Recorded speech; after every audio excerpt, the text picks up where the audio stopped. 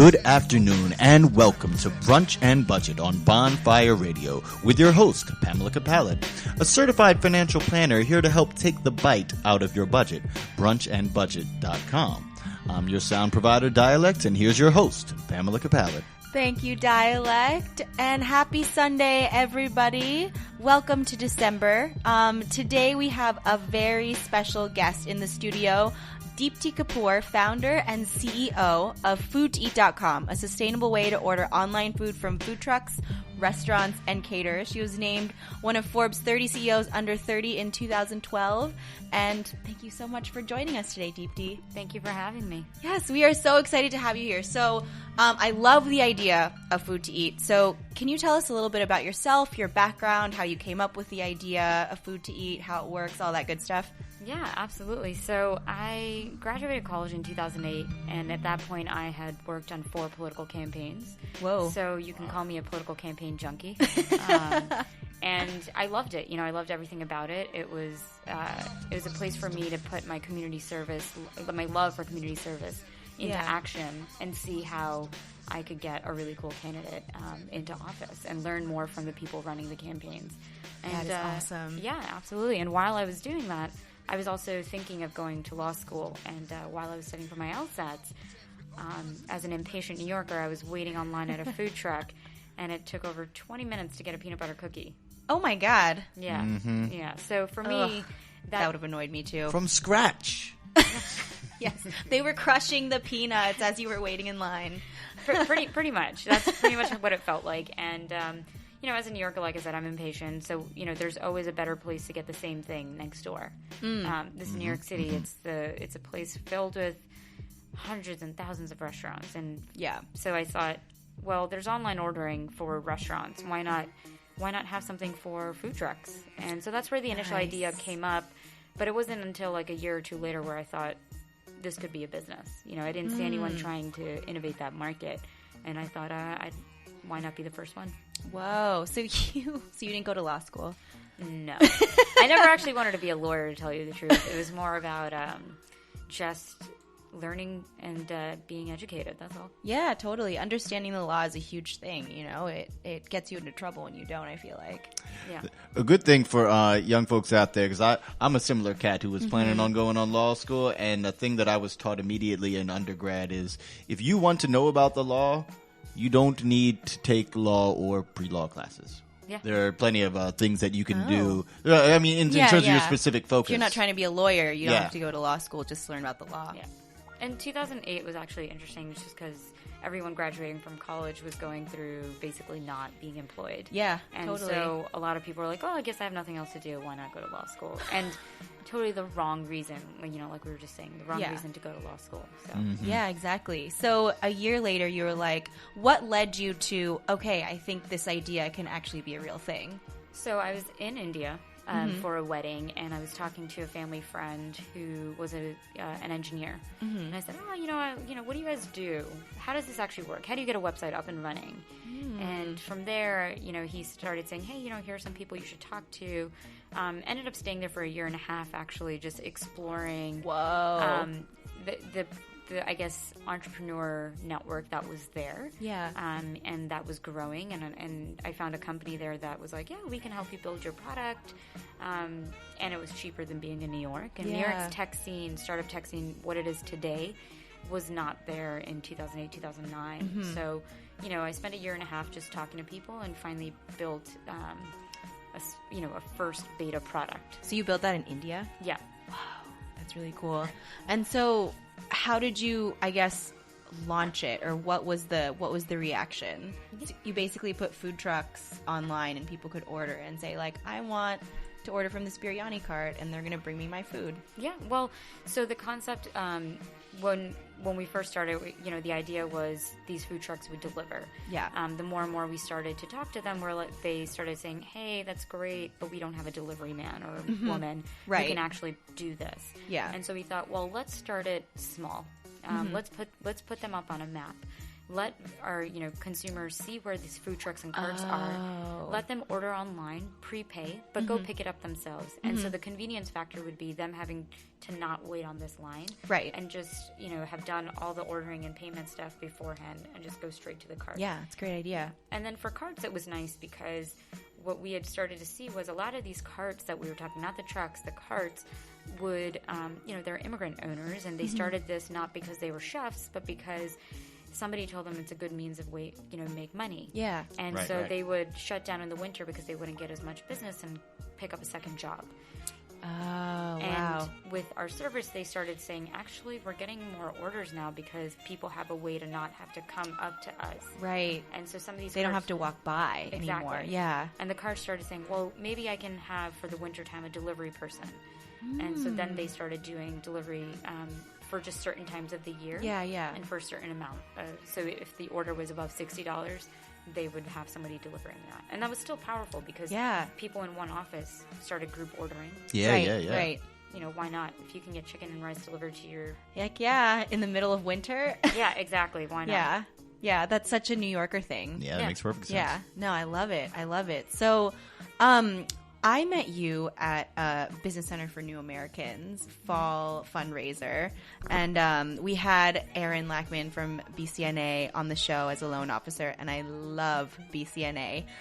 So you're on the board. Why is it important for you to be on the board of BCNA? Well, it's important because of what they do and what they stand for. So they provide microloans, as you know, to refugees from different countries. I'm an immigrant myself. I was born and brought up here, but my parents weren't.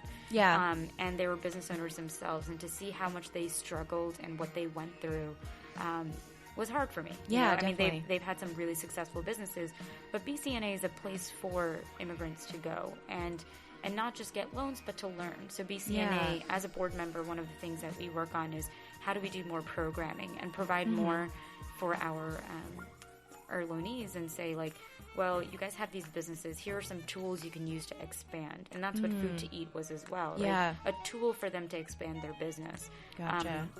And so we've Google has partnered with us and given us tablets where, we've brought people in to teach them that they can do social media.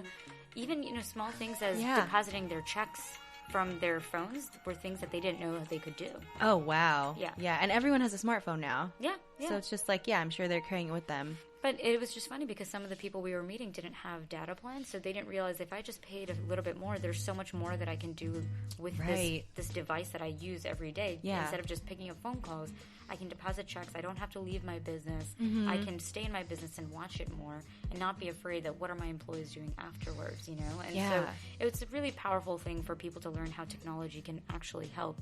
I think as millennials take it for granted that we know how to do all these amazing things, whereas the older generation doesn't. Yeah, no, it's totally true. And so it sounds like you're really building a community of vendors who are basically, you're giving them the ability to be sustainable in their business, essentially. Yeah, absolutely. I mean, we first started off, like I said, as an online ordering platform for food trucks. And then we wanted to look into, different industries of, restaurants and caterers, and we wanted consumers to say, hey, we can come to one place for everything.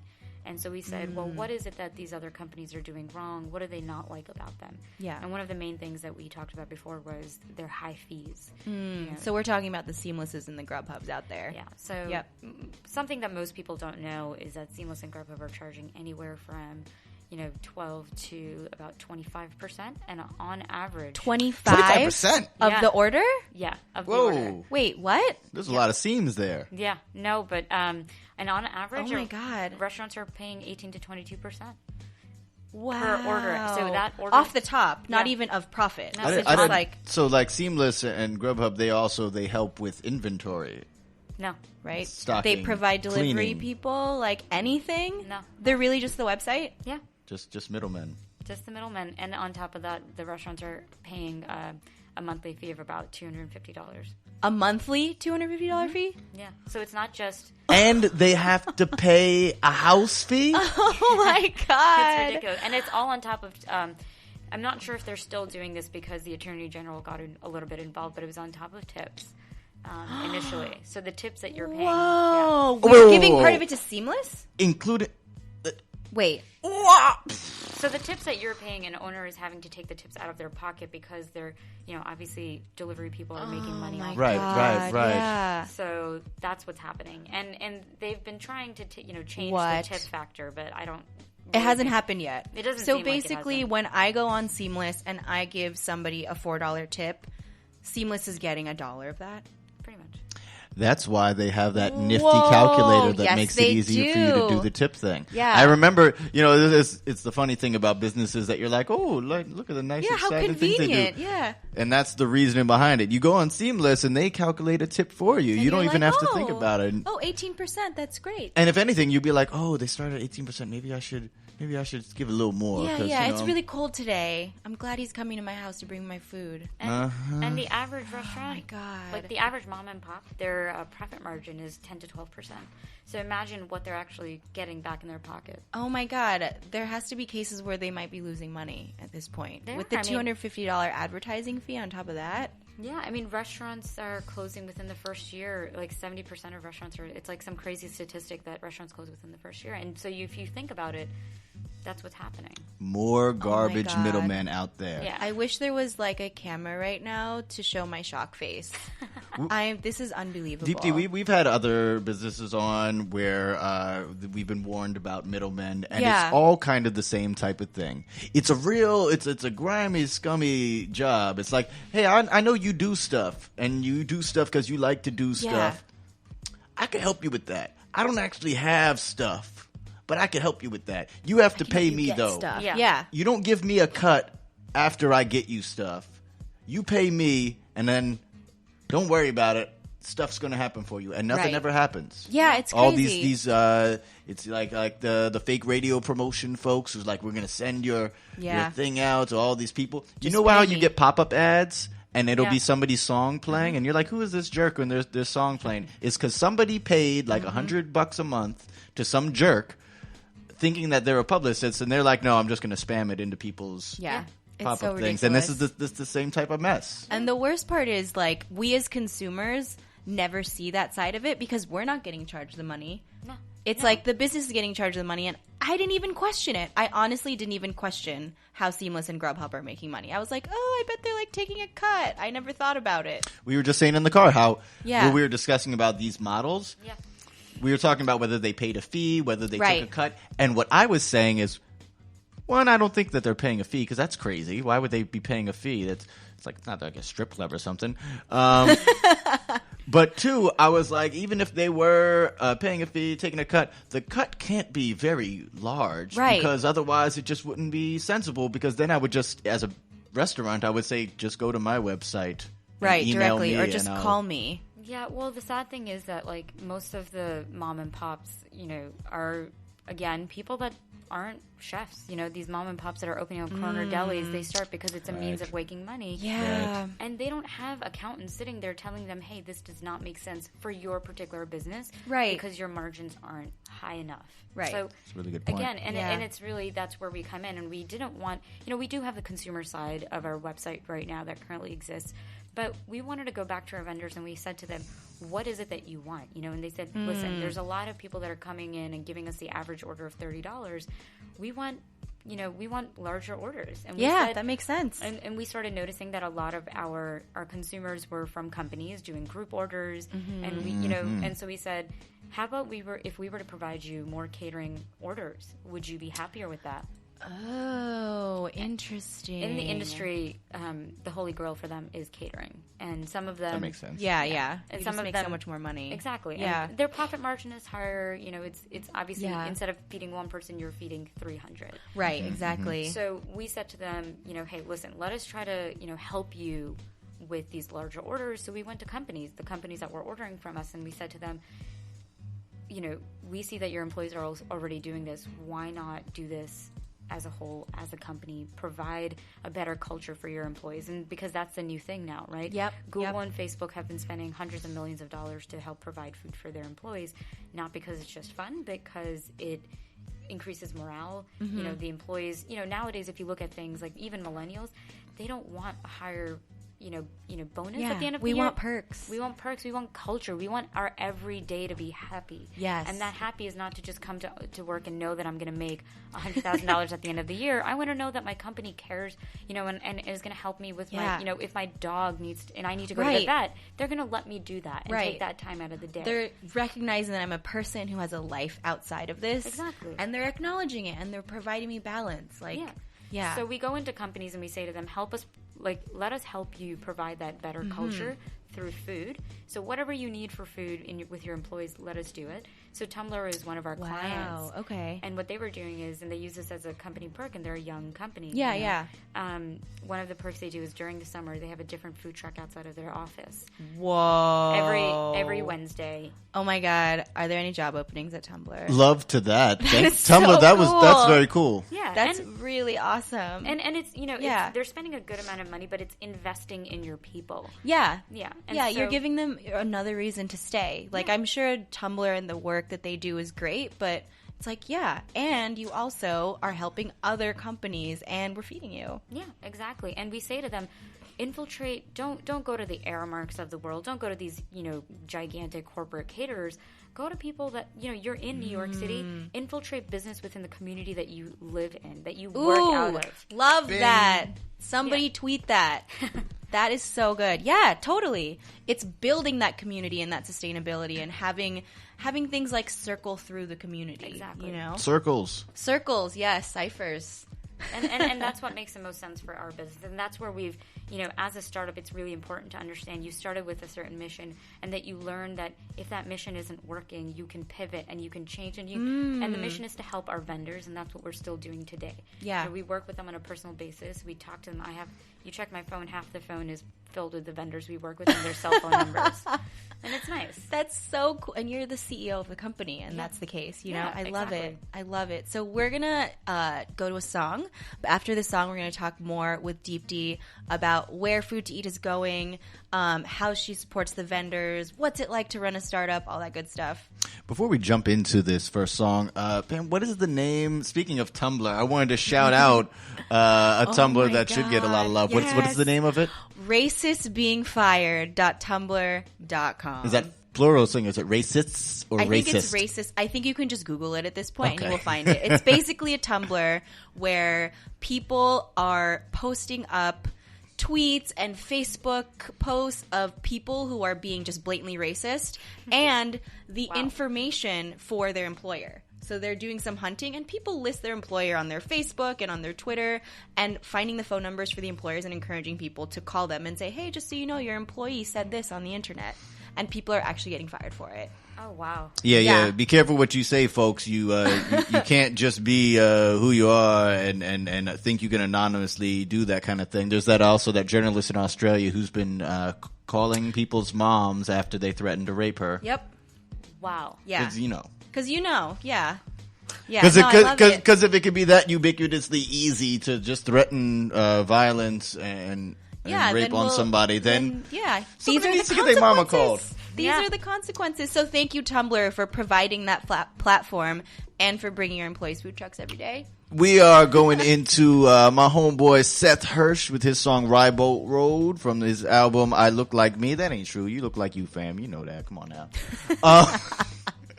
Shout out to you, fam, in Chicago. Exactly. And then we're going to get back into a little bit more discussion about what these companies are doing, our tumblers, and all of our wonderful things that... Oh, Lord. Anyway, don't mess with these middlemen. Seamless and Grubhub are taking all the money from all these restaurants. Just call them. I know it's an awkward phone call sometimes, but just make the phone call. Or go on Food to Eat. Or go on Food to Eat. Yeah, we got more shout outs for you coming up in a moment with Brunch and Budget on Bonfire Radio.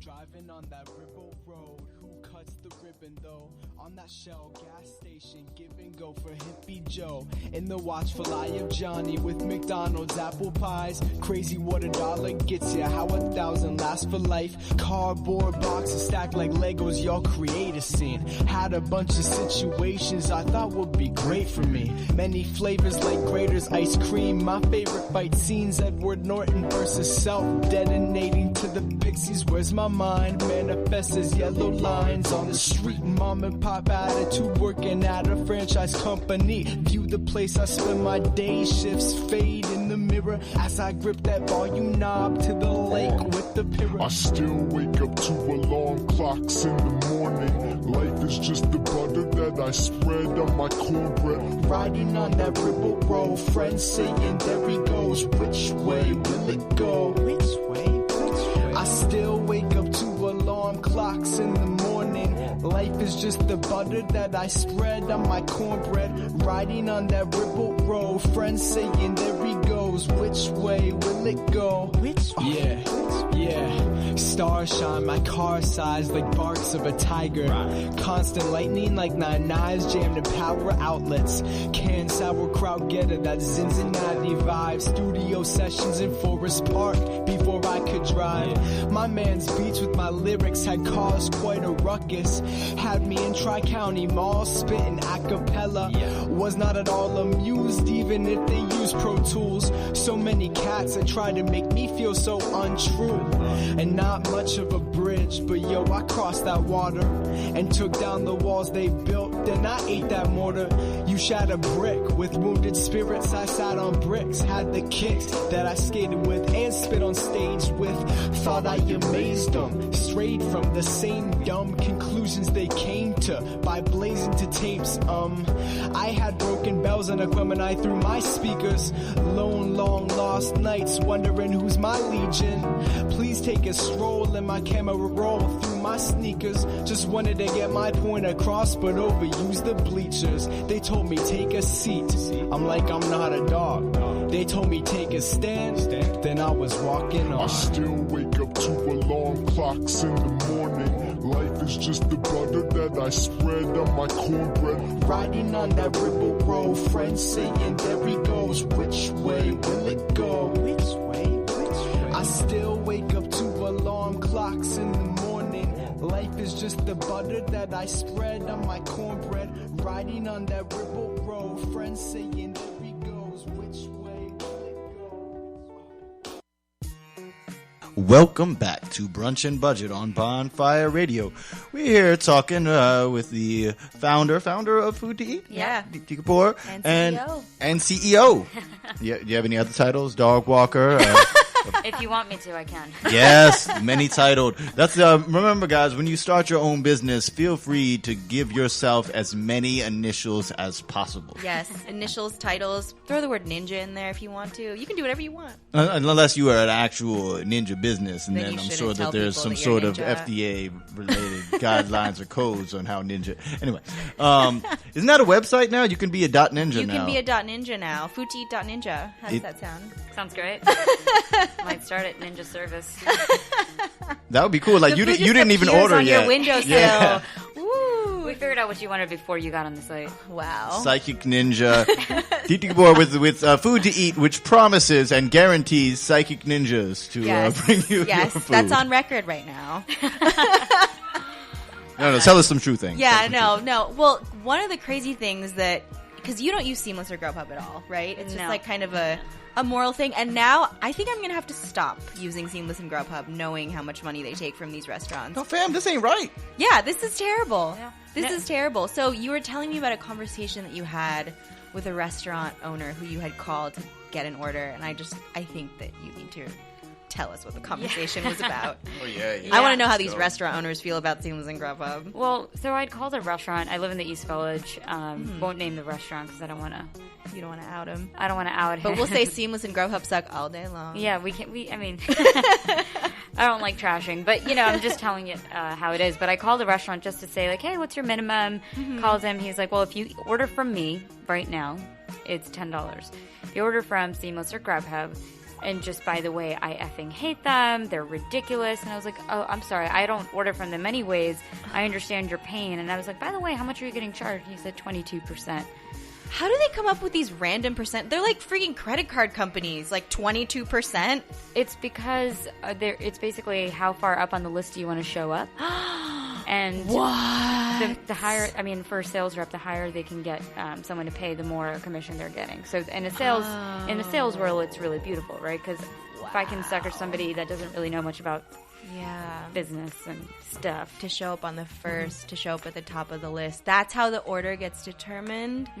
I did not realize that. And so wait, so people are calling these restaurants sales reps from Seamless and saying, hey, do you want to get on Seamless? That's how they get listed. Yeah, I mean, nowadays they probably don't have to do that as much because most restaurants, just know that in New York City at least, in other cities it may vary, but they're like, oh, okay, if I'm opening up a restaurant, I guess I have to get on Seamless because it's turned into this necessary evil. Most corporates are using them for online ordering past a certain time. Wow. As perks and benefits. So they're charging the corporates and they're charging really high fees to back up. They're charging the companies who are ordering from Seamless and they're charging the restaurant owners at what? Which is okay if they do that, but it's just that since they're taking such a high percentage from the restaurants, it's then, well, why don't you balance that out? Oh my God, they're making money from both sides. Yeah. I mean, we charge both of our sides as well, but again, our fees aren't, especially now that we're doing catering, which is a very big, different business model, and the profit margins are higher, it makes sense. Yeah, right? So just to compare, what are your fees? So if a restaurant or a food truck were to get on to Food to Eat and list themselves and someone ordered something from them, what would you charge them on average? So if it's a regular online order, right now we take a 4% credit card fee and a 10 cents fee that goes to us. Just a regular online order. Yeah. And if it comes to a catering order... 10 cents? Yeah. Okay. A dime? Yeah, a dime. Okay. That sounds reasonable. Very reasonable. Sounds very reasonable, and it is. And again, our profits and revenues are coming from the catering side, just because that's a bigger business that we've that makes sense. been helping build. And we take 12% flat, no extra fees, nothing, no monthly payments, nothing. Yeah. They pay when they get something, and that's about it. So if they just want to be listed on our platform, it's free. They're not paying us that monthly service, and the advertising fee or whatever. Well, because that's a. I don't even want to be saying that phrase because that's just a lie and a punch in the face. No, it's a fake phrase. It's a fake phrase. It doesn't mean anything. Thank you. You put them on the website for free because that's how much it costs in HTML. Yeah, because when you and you get paid when they get paid. Yeah, exactly. So it works for both. Oh my God. Yeah. Well, that makes sense. And same for our companies, we're not trying to take, I say take money from the people that can afford it, right? And obviously these corporations can. Yep. But even then, it doesn't make sense for us to just say, hey, if you're not doing anything with us, pay us a subscription fee of, $99. When you order, you pay us. When you order, you pay us. You pay us for our service. You pay for our platform. And we have account managers that are working with these office managers to help them provide awesome meals for their employees. Gotcha. So there's someone that you get as a corporation who you can talk to one-on-one and say, I have this many people, these are the needs that I have, this is how much food I want to provide. Exactly. Okay. So that's really what the fee is for. Yeah. And you can do either one. You can just go online and figure out what you want as a catered meal, or you can talk to someone. And that's where we really, again... We're not convincing people to just, pay us. They're being convinced themselves because our service is so great. And that's where I think any business, they always say, if you can convince people, they should be convinced themselves that they're paying us for a certain reason. Yeah, exactly. You don't always have to sell people, right? I mean, people should be sold themselves. And we say, hey, use this for free for the first 2-3 orders. See what you think. And once you actually like the service and like what we're providing you, you'll want to pay us yourself because you're going to feel like they deserve the money that they're asking for. Wow, that sounds like an actual business.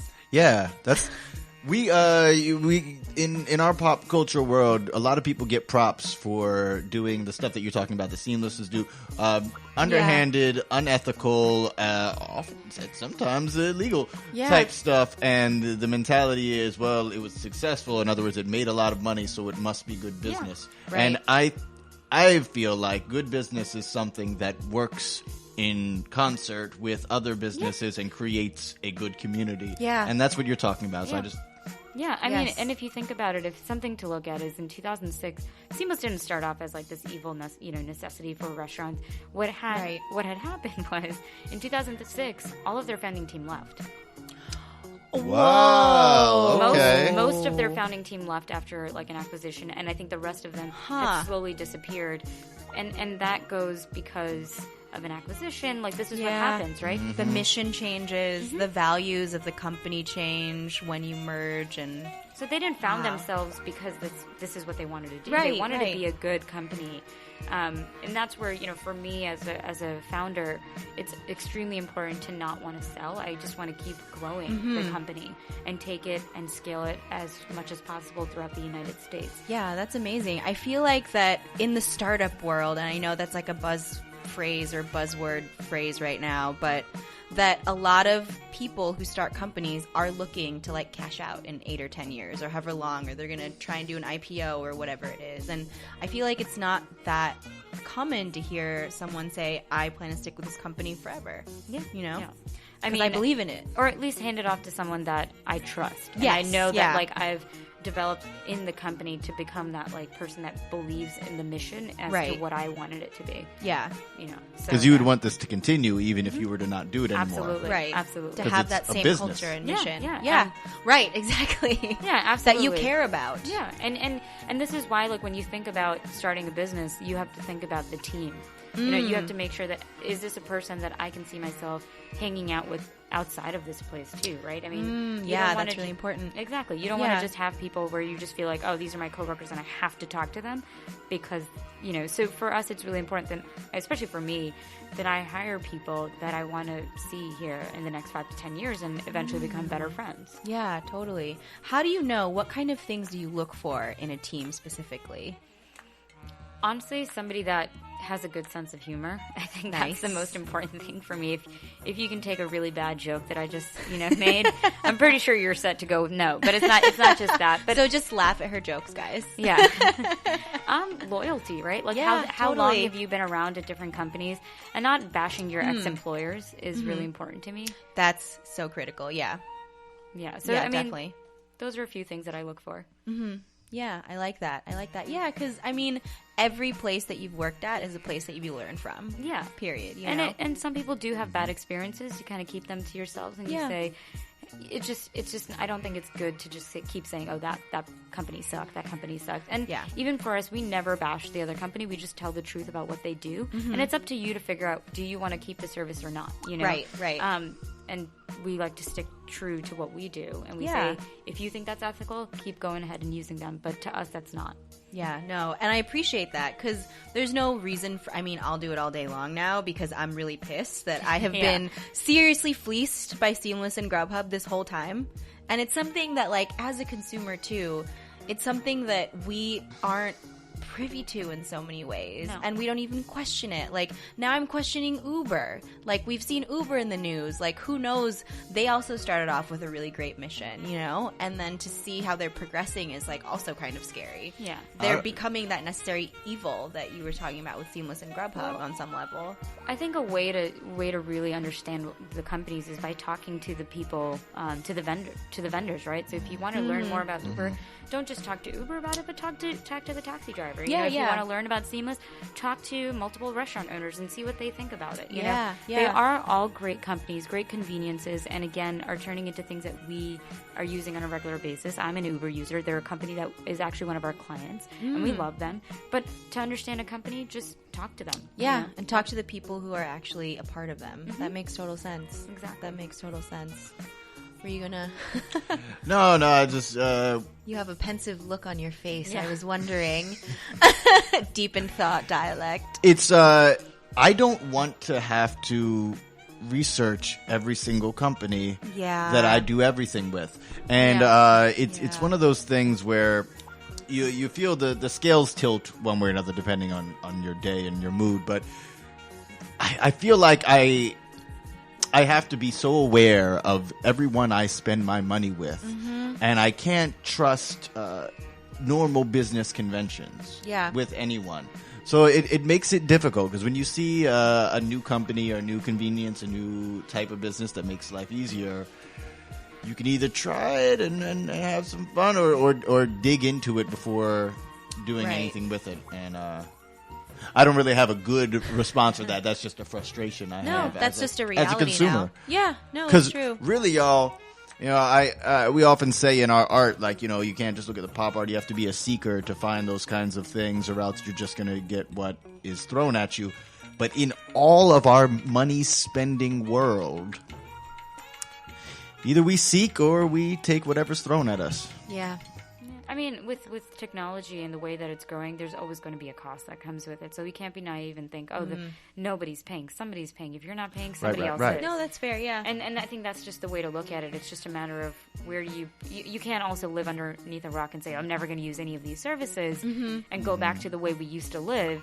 It's just a matter of, like, how can we create something else that's better than what's going on right now then? Yes. How can we do what we're doing without the pimps? Yeah. That's basically it. Yeah. Exactly. Yeah. I mean, and that's what it sounds like you started Food Teat for. When you started Food Teat, did you know that this was how the other companies were operating? Yeah, I mean, the reason why we even started working with restaurants and caterers was because of the fact that we started to learn from them that this is what was happening. Yeah. Wow. And then it wasn't like, again, there will be a ton of people that say, I love Seamless, or I love, you know, and they are great services, and I, you know, again, wouldn't completely shun them, but there will be the same amount of people telling you, like, I got that phone call the phone call that I made where he was just absolutely trashing it, and I said not a single word about them. Yeah. You know, I had just asked, hey, what is your delivery? That's all I asked. What's your minimum? Yeah.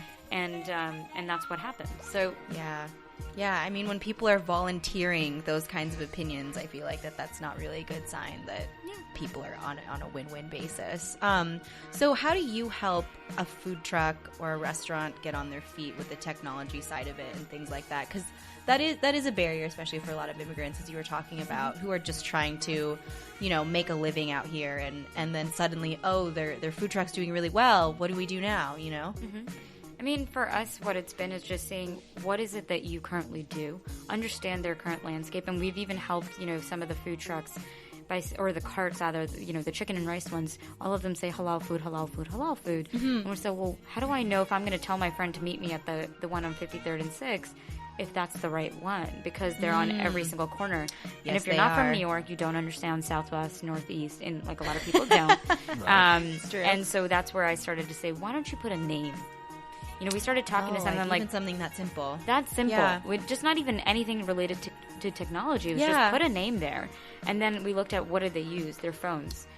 And, you know, we saw a lot of them, like I was saying, that had, you know, smartphones with no data plans. We say it's a data plan, use it for $30 a month, not just for our service, but look at how many things you can do. You can deposit a check without leaving, like I was saying earlier. Yeah. So it's these little things, just step by step, sitting with them and helping them understand that technology is not a necessary evil. This is actually something that can help you. Yeah. Social media. I mean, you guys are on social media as well, and that's how you get the name out about your radio station, and that's what we were telling them. Like, we started with 0 followers. We're now at, you know, 4,000 or 3,000 because we kept talking about what we were doing, you know? And so talk about your business. Yeah. Even if no one's following, one day one person will. Yeah. Talk to people, build a conversation, be a part of other people's conversations. And you know, sometimes they're like, well, you know, sorry, but we're not smart enough, or I don't have time to do this. Really? Okay. And so we'd say, do you have children? Some Some of their Someone children will, yeah. You know, some of their children started helping them and started talking to us, and, you know, they were 15, 16-year-olds, and we said, like, all right, you know, bring your parents, you know, come with your parents to the office, and we'll teach you these things. Wow, that's really cool. So you're involving the whole family, essentially. Yeah. And this was initially when we first started the business. It's not happening too much this year, in this past year. Mm-hmm. But again, when we first started, that's what we were doing. We were sitting down with them and their kids and, like, teaching them. And slowly they've started to just kept wanting to know more themselves. Yeah. And so they're venturing out themselves and doing this. And then we tell them about, you know, BCNA. Other organizations, you know, tell them that there's other ways for you to do this, not just us. Right. So this isn't just like a food delivery platform. This is you building a community. Yeah. You know, and the community is really important. Again, growing up as a kid in New York, community has always been a big part of what I do. I've been volunteering. I'm a part of New York City's Big Brothers Big Sisters program. Oh, I love them. Yeah, it's been 6 years and still at it. I'm not even technically in the program, and I'm still in contact with my little sister. Oh, wow. So, yeah, I mean, so for me, the community aspect has come from since I was a kid, you know, always being volunteering my time and giving back.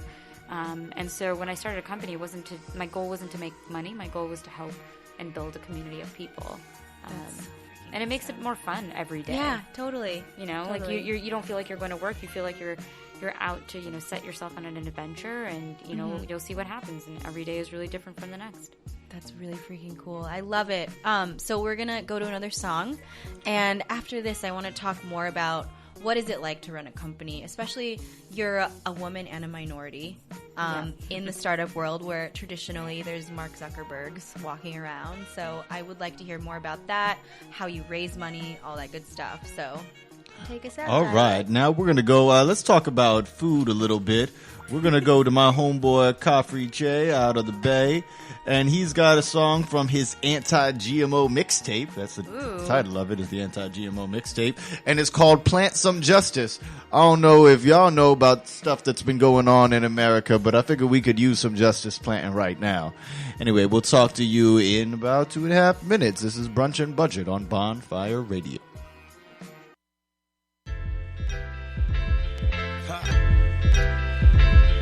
Yeah. We see this Western development spread across the globe like a plague. Yeah. It's horrifying that we gotta fight our own government to try to save this world. If that's the case. A hand reaches out asking for a bite to eat. You ever been feeling the pain while you trying to sleep? The land is trying to grow, but there's something wrong. Man is harvesting more, but enough is going to waste. Fraud and abuse, the truth of the IMF. Get a little bit of money just to try and death. Petro, agro, capitalistic. That seed'll only grow if you got money to spritz it with ground up ready. Yeah, there ain't no seed sowing. Years later now we wonder where the bees going. GMO, we got some monocrop food system, man. We dying just to get some nutrition. Look. Corporations aim to make us think we need a store. When Mama Nature gives us all we ever want and more. 1 billion people tonight who should be eating more, dog. They just trying to feed the war, not the poor. We gotta plant some justice, grow some seeds, dig in the earth for our groceries. We gotta promote the culture for those in need, cause the world got some folks to feed. Yo, we gotta plant some justice, grow some seeds, dig in the earth for our groceries. We gotta promote the culture for those in need, cause the world got some folks to feed, no doubt. Walking through the hood, seeing all the vacant lots. Up in my head thinking we should scheme to make a plot. Grow a crop for the block, we'll be full soon. Now the little kiddies doing good in the schoolroom. A hand reaches out asking you to show him how he can touch the earth so that he can feed his people now. Take his hands off the cuffs, put him in the ground. Steal him back from the man, get him back to his land. Man, we fighting it just for the space, right? To plant a seed so that we can get a safe bite.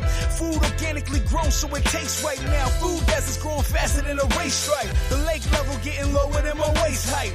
World hunger's growing higher than a space flight. A revolution now growing in their face might be the thing to set the place right for the light. We gotta plant some justice, grow some seeds, dig in the earth for our groceries. We gotta promote the culture for those in need, cause the world got some folks to feed, no doubt. We gotta plant some justice, grow some seeds, legalize hemp, decriminalize weed. Gotta promote the culture for those in need, cause the world got some folks to feed, no doubt. Yeah, no doubt, yeah. Yo, it's time to fight back, yeah.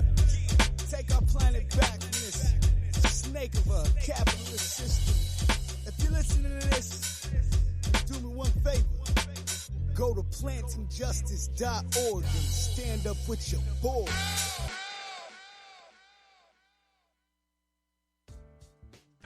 Welcome back to Brunch and Budget on Bonfire Radio.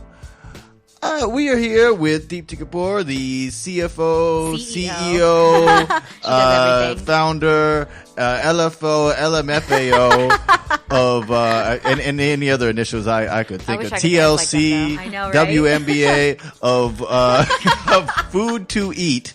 And she also is the reason why, my New York City cats, why your halal carts now have names. Don't think I ain't noticed that. I always, my thing was when I found the halal carts, is I would make sure that they had the word halal, because for me and my advertising purpose, if it didn't say halal, I didn't trust that they had halal. Mm-hmm. So now I see it says halal, then it'll have some other whole name. And on the real, that's been very helpful. There've been a lot of halal guys that I've been a fan of, and I like to eat at their spot, and I'll forget. I was like, oh yeah, are they on 33rd or 36? And all the cards look alike. So having the names has been a great boon for me, who was a halal fan. So Cool. Cool. I'm glad you I halal made guys. some kind of an impact. That's freaking awesome. So you're basically running a startup. You've never had like an office job or like had any of that kind of stuff. No, I mean, so as close as I've had to an office job is working at a campaign, and it's a very temporary office. Yeah, we definitely. Usually their offices run from 12 to 18 months. Yeah. You know? And I've always been running around and hustling. So this is Oh my gosh. this is as close to as an office I've gotten. Yeah, and you run it, so Yeah. you can do whatever you want. Pretty much. So what is, again, like the startup world and the whole idea of it, I feel like is a mystery. Like we keep hearing about Google buses and how, startups have like ping pong tables and like refrigerators full of soda, and that's what I hear. And kegs. And kegs. Oh man, are they Yeah. all at your startup too? No. I don't think I believe in the keg atmosphere, but hey, You have so many good quotes today. really to all to their own, like everybody wants, people do what they want to do. So the startup culture is what you just said, right? Everyone here is like, oh my God, you run your own startup. Yeah, what does that mean? So what cool. does that look like? Yeah, oh my God. You can No. do what you want. There's beanbag chairs everywhere, right? Yeah. I'm like, it's not college. Well, you see, That's that, what it sometimes feels like when people describe it, though. Yeah, it does. Honestly. and that's my question, because I've heard of businesses. Yes. And I've heard of frat houses. And people talk about startups like they're a combination of both, but it seems like they're mostly just businesses. It just so happens that many individuals treat their business like a frat house and have decided to use the phrase startup. And then it's a culture. And then it's Yeah, suddenly yeah. a quote-unquote Yeah. culture. Yeah, I mean, I think it's, again, the millennial culture that we were talking about before. It's just that we've set this standard that we just want it to be comfortable, Right. And so Word. sometimes some startups feel pressured that, like, oh my God, I guess we have to do it because everybody else is doing it. I think you should just, start a company that you want to start. What is a startup? In my mind, it's a company that is trying to provide or aiming to find a solution to a problem that is unknown, and the success is either going to happen or not. It's not guaranteed that you're going to Yeah. be successful. And again, success is all relative too. It's all about what you Yeah. want to accomplish out of this. So to me, you don't have to have the bean chairs or the beanbag chairs or like the ping pong table. If you do, because that's the culture you want to provide, Yeah. awesome. And hopefully one day we can do the same so that our engineers and our team feel comfortable being where they are and where they're working out of. And again, like I said, our generation is turning into one that doesn't expect the $500,000 bonuses, Right. or $44 million, but their expectation is just an everyday lifestyle that they are comfortable with and happy with. Yeah. And I think that's most important. Yeah, definitely. And I've seen that a lot in millennials too. Like when I talk to people my age and I ask them what retirement means to them, and they're like, I don't plan to. That's what it means to me. I just plan to figure out what I love to do, and I'm going to do it. Yeah, I don't know anyone who plans to retire now. Yeah, no, it's not a thing anymore. It's not the work really hard till you're 65, and then you'll get to spend X amount of dollars for the rest of your life. I mean, I think do what you love so that it's not work. It's just a career that you're building. It's a life that you're building for yourself. you Yeah. know? Just like things that y'all are doing. It's just you're doing things that make you happy, and you share the amazing life that you've lived with others so that they can learn. And we all just want to learn from each other, basically. Yeah. Totally. So I think concentrating on that is most important. So I love that. Yeah. So how did you build your culture at Food to Eat then? What things were important to you to have at your company? so food. Yes. Right. We're all pretty much well fed. Sometimes a little too well fed. We're almost just like, oh, I think we need to go for a run right now. But isn't that why you good work in combo. food? So that you can always have food. around? Exactly. Yeah. I mean, it's funny because we actually have our vendors that are always, one of the ways we vet our vendors is by doing tastings ourselves, right? Oh, wow. Okay, cool. We want to make sure that the quality is going to be there that we're sending to companies. So our vendors are always sending us food, and even after we've tasted their food initially, they're just like, well, we like you guys so much, we're going to keep sending you food. And Whoa. so it's kind of like carb overload almost every day for us. It's pretty nice. But, French fries all the time. pretty much. But one of the most important things for us is that we get together. The culture is that we all know what's going on with each other. We're all talking to each other. Cool. So every Monday afternoon, we have a meeting where we stand in a circle no technology, no mobile phones, nothing. Basically the circle has no technology in it. Yeah. And we're all just talking about what our last week has been like. And so we have a Google sheet in which we talk about what are last week's wins, what are my goals for this week, what are challenges that I'm having that you can help me with, so that everyone in the company knows what's going on with everyone and can say, hey, congratulations on that big win, because I didn't realize that you just signed on that cool company. Yeah. Or I didn't realize that you figured out the problem that you're having in your code. But that's really cool. Even though I don't understand it, I at least know that this great thing happened to you in the work environment, you know? So for us, that's one thing, that we're pretty open in communication. Everyone knows what's going on. And every Thursday, one person in the office cooks for everyone. So we don't just want the free food from everybody. We want to share what we're eating. You know, what are we doing? And I think that's been actually pretty cool, because everyone's always nervous on Thursday whenever that person's cooking. We're like, I love that. You're like, hope that turns out to be good. God knows what you're chopping and how you're chopping it. But it's actually brought us together as a team. And I think everybody enjoys it, whether they like to cook or not. And I say, we've even had one person who was like, I don't cook. So she made her mom cook. And she brought in the food because she was so scared. She's like, I really don't know how to. And we're like, you don't have to feel pressured. It's okay. And she was like, actually, I made my mom cook for us. So we had she was Dominican, and we had a huge bucket of rice and she doesn't beans. know how to cook. It's okay. That's it happens. tragic. But no, I know. We appreciated her mother's cooking, because I bet it was amazing. You know, when your parents don't live in New York and you're just you want some good home cooked food, and that's what everybody was.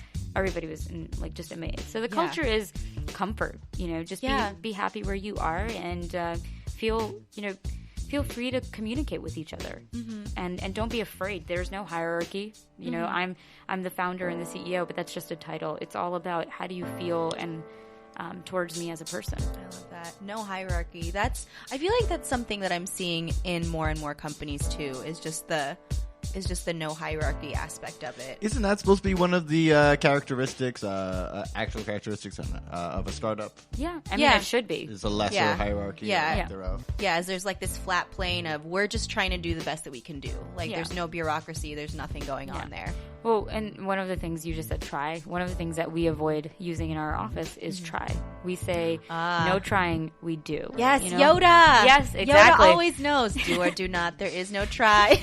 Pretty much. Yoda, not YOLO. Yeah. Pretty much Yoda. Yeah. I used that phrase at the end of one of my speeches that I was giving to a group of high school students, and I think they were sitting in confusion, but they got it. That makes me sad. I know. I was like, I'm sorry, I guess I'm a little older. Yeah. But it's okay. It happens. When 26 years Star old, you Wars reach is not timeless. as... No?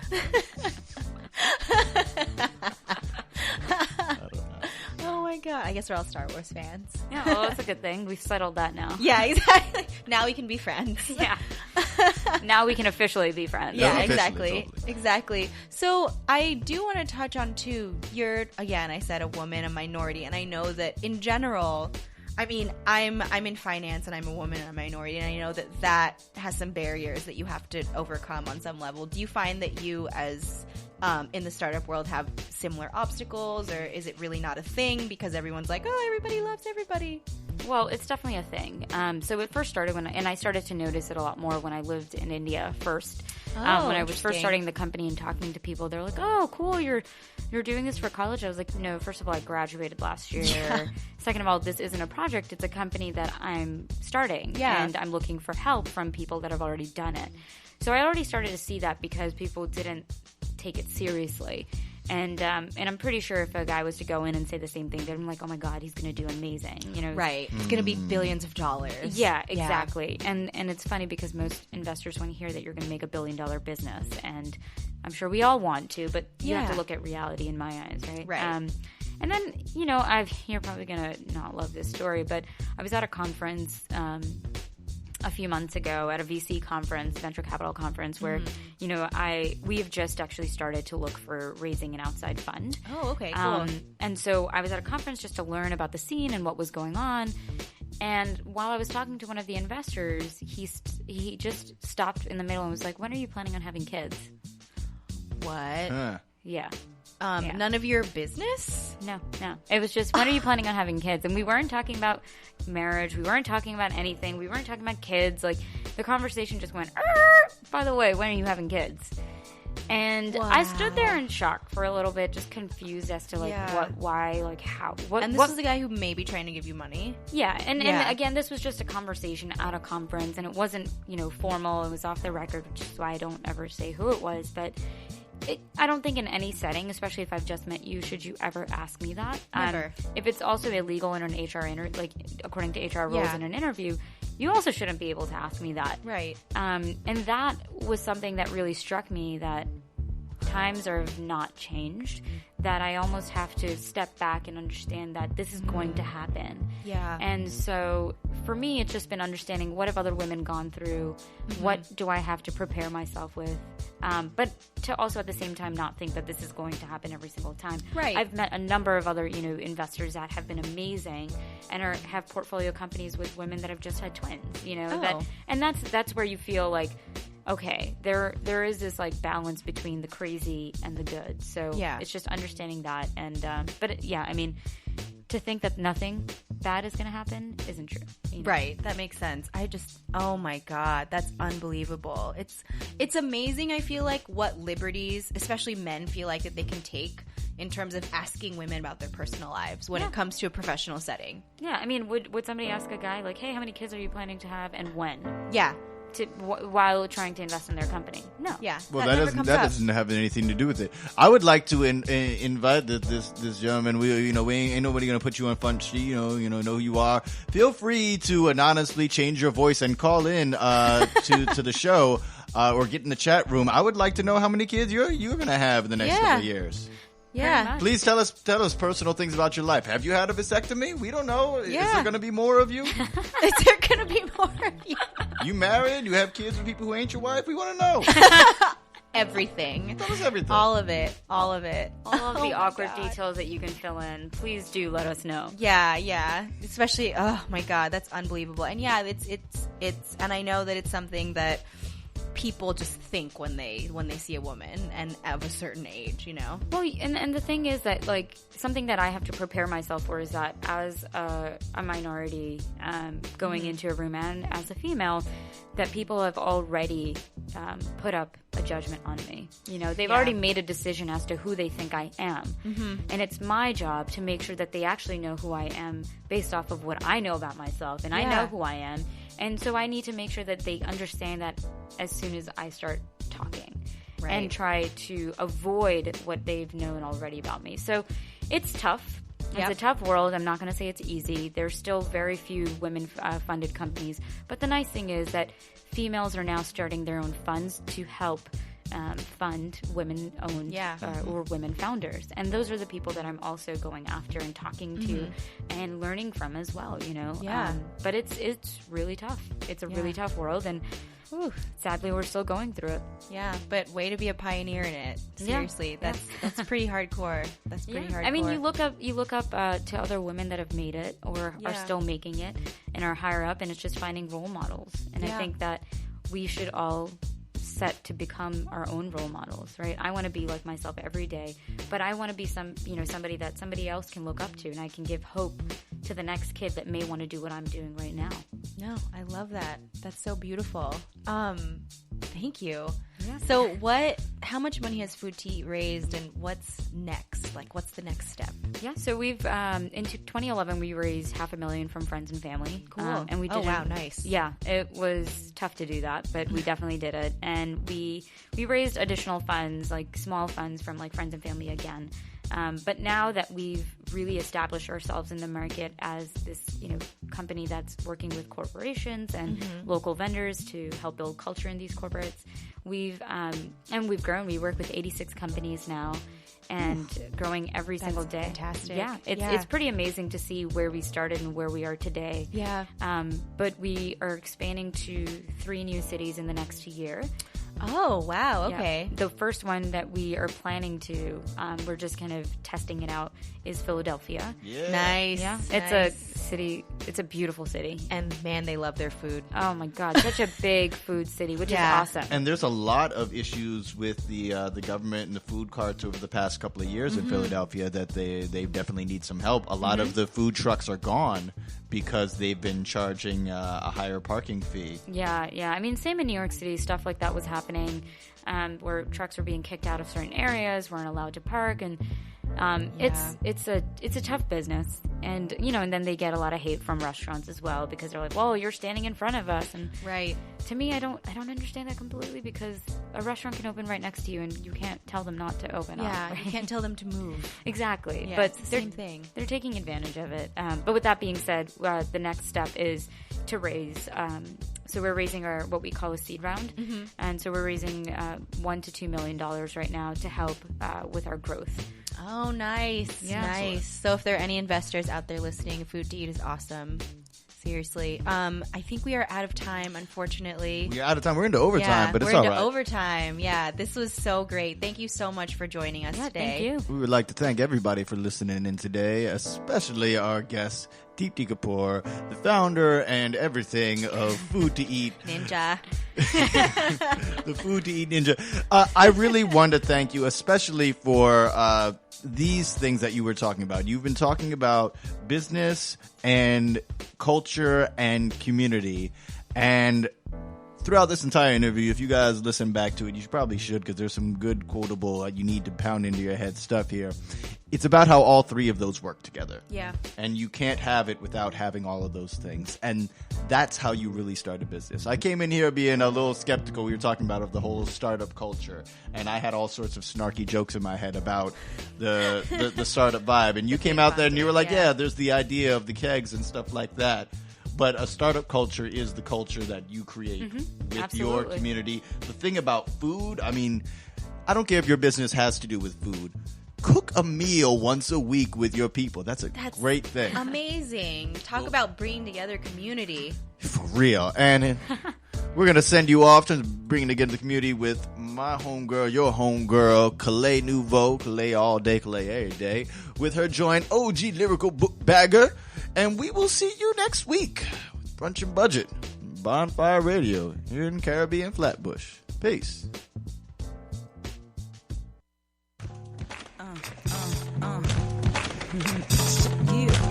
Yeah. Oh, yeah. Trouble's dawning. Looking like a queen, but I keep pawning. Vital to my scheme, but they yawning. Trying to take up people while I keep performing. I'm trying to figure out if you all in. Do you like the style and the swagger? Am I innovator or a haggler? OG lyrical book bagger or a young back dagger? Give it to me straight. What's the matter? Gee, you never thought of one like she, a Mad Hatter. Nigga, would you like some fucking tea? Every day is my birthday. Celebrate with me. Don't hate. Appreciate the chic. Shit is unique. Floss at any cost. Don't got no money. But I'm my own boss. Shit ain't funny. Got the dough on my mind. But my eyes on my honey. Cause it's sweet and he love me. Never put no hoe up on me now. He's a soldier, a rider, provider. He's a lyrical junkie rider. A protector, not a fighter. I'm a rectophobe, so he's killing all the spiders. Oh yeah, I'm cool. I'm breaking all the rules. I'm boxing a little low on oxytocin. I'm a straight shooter. Nice now, but I get ruder. Get soft and loud like Ruder. I'm a Libra, baby, balance on the scales. I make the room dance hard to inhale. If loving me's a crime, I hope you got bail, boo. I'm a 10 shit, what can I tell you? That's why my man would never stray. When I walk by, all the fellas look my way. And my flow so tight, got you coming insane. Look me in the eye, what's my name? What's my name?